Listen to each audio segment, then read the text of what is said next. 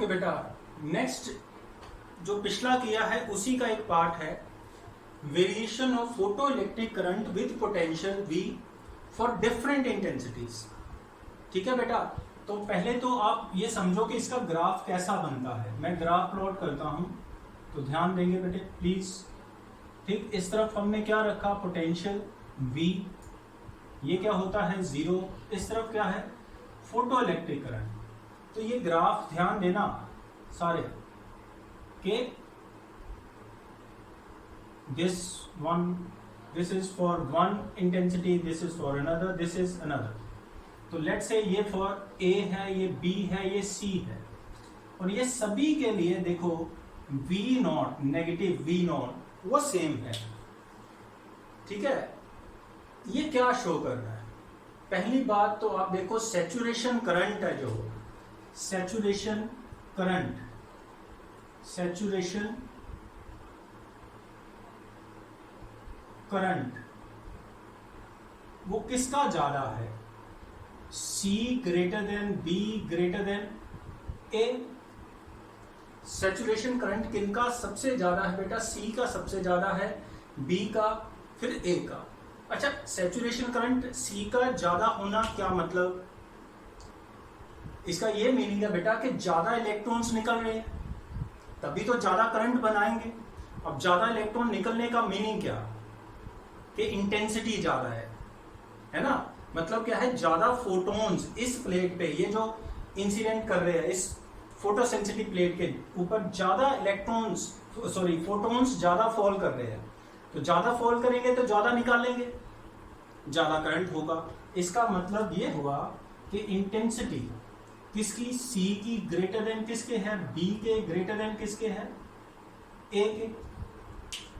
तो इंटेंसिटी क्या है?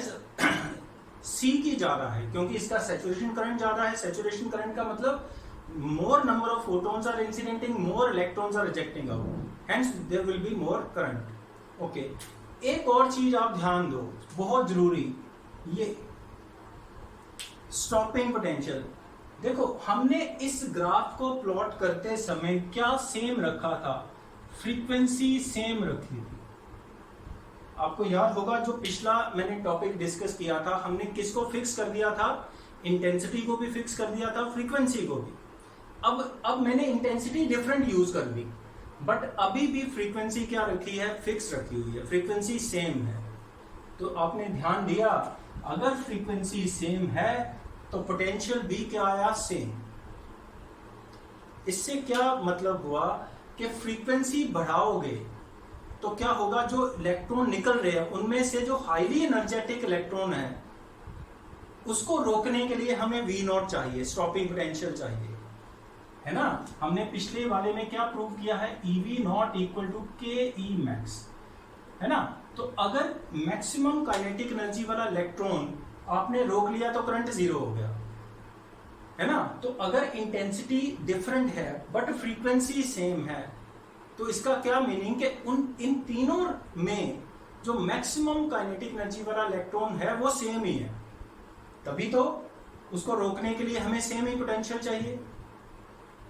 इसका मतलब क्या हुआ कि न्यू A, याद रखना, nu A is equal to nu B equal to nu C।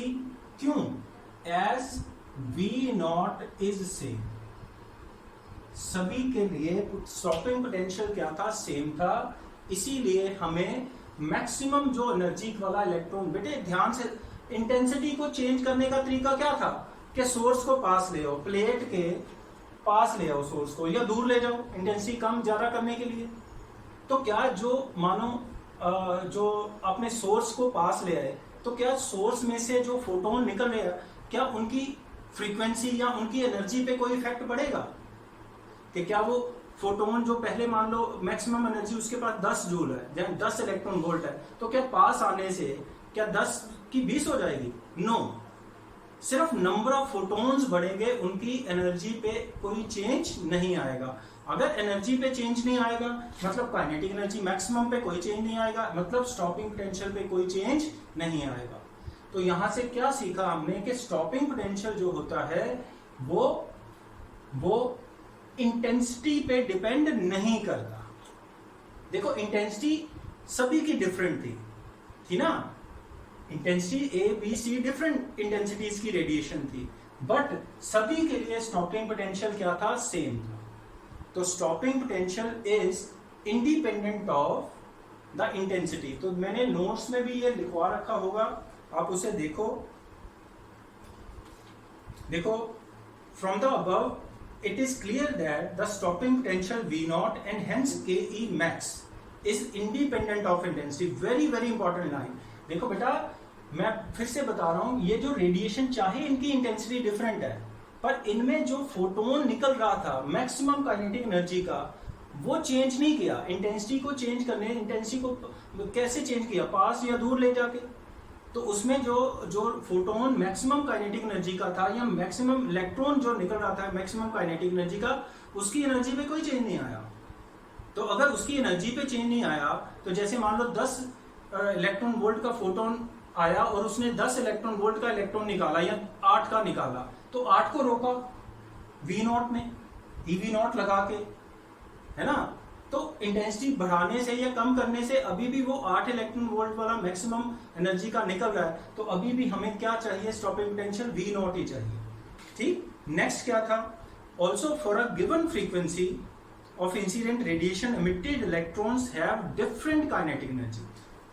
आप देखो कि जो काइनेटिक, देखो मैक्सिमम वाले को रोक लिया, वो तो ठीक है, सारे रुक गए, पर सभी इलेक्ट्रॉनों की क्या एनर्जी एक जैसी थी, है ना। डिफरेंट सारे इलेक्ट्रॉन जो निकल रहे हैं बेटा, उनकी एनर्जी डिफरेंट है।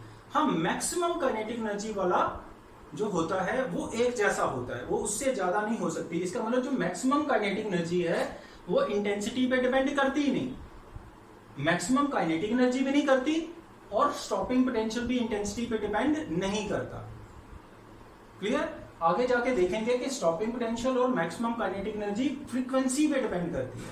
आप खुद सोचो ना, एनर्जी फोटोन की किसके बराबर होती है, एच न्यू के। तो अगर मैंने न्यू को बढ़ाया तो एनर्जी बढ़ेगी, जो फोटोन आ रहा है उसकी एनर्जी बढ़ेगी।